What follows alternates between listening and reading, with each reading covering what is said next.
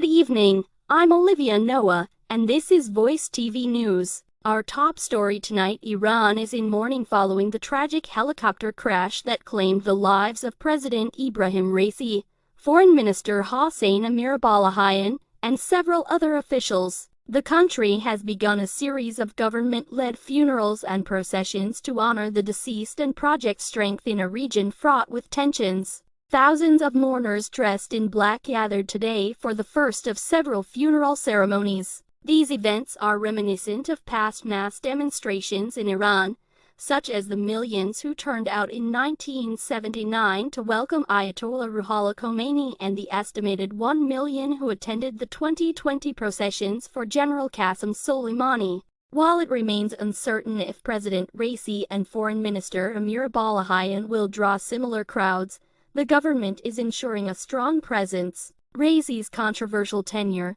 marked by a low turnout election and crackdowns on dissent, has led to heightened security in Tehran to prevent any public celebrations of his death. Alex Vatanga from the Middle East Institute remarked, "Raisi's death comes at a moment when the Islamist regime is consolidated. In short, there will be no power vacuum in Tehran." Nonetheless, post-Khamenei Iran suddenly looks far less predictable than it did just a few days ago. Today, a procession led by a semi-truck carrying the caskets of the deceased made its way through the narrow streets of Tabriz, near the crash site. Thousands walked beside the coffins, throwing flowers and mourning the loss of men they described as martyrs. A larger funeral, presided over by Ayatollah. The international response remains uncertain. Raisi faced U.S. sanctions for his involvement in mass executions and crackdowns on protesters. He also played a role in supplying drones to Russia for its war in Ukraine.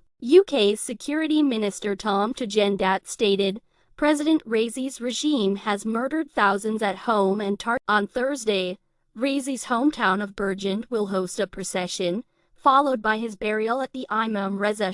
The Iranian government has declared 5 days of mourning, urging public participation in these ceremonies. While rural populations may embrace these events more readily, Tehran's residents have shown mixed reactions, especially given the city's history of protests against Raisi's policies. The Iranian government has declared 5 days of mourning, urging public participation in these ceremonies. While rural populations may embrace these events more readily, Tehran's residents have shown mixed reactions.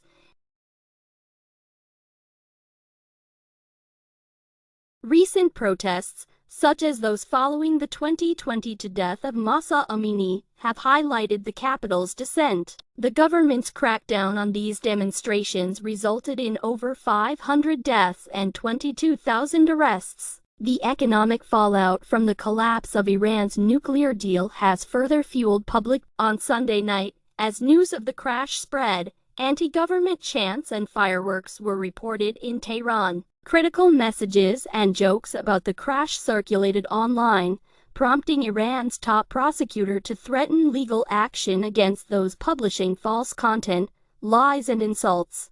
No official cause has been provided for the crash, which involved a decades-old helicopter in a foggy mountain range. Iran's military will lead the investigation. This incident follows a history of helicopter crashes involving Iranian presidents, including Mahmoud Ahmadinejad and Abul Hassan Banisadr.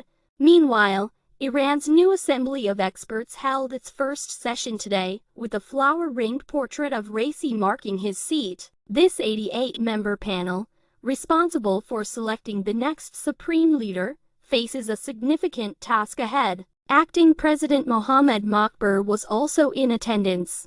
As Iran navigates this period of mourning and political uncertainty, Voice TV News will continue to provide updates. Our thoughts are with all those affected by this tragedy. I'm Olivia Noah, and you're watching Voice TV News.